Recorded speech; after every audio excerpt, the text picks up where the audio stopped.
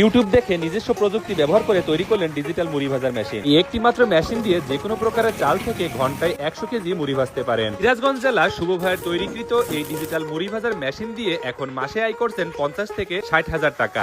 আজকে আপনাদের মাঝে তুলে ধরার চেষ্টা করব কিভাবে এই ডিজিটাল মুড়ি ভাজার মেশিন দিয়ে ঘন্টায় 100 কেজি চালের মুড়ি ভাজা যায় তার সম্পূর্ণ প্রসেস। তো ভিডিওটি না টেনে সম্পূর্ণ দেখতে থাকুন। প্রবাসী ভাইরা এবং দেশের যুবক বেকার ভাইদেরকে বলতেছি, হতাশ হওয়ার কোনো কারণ নেই।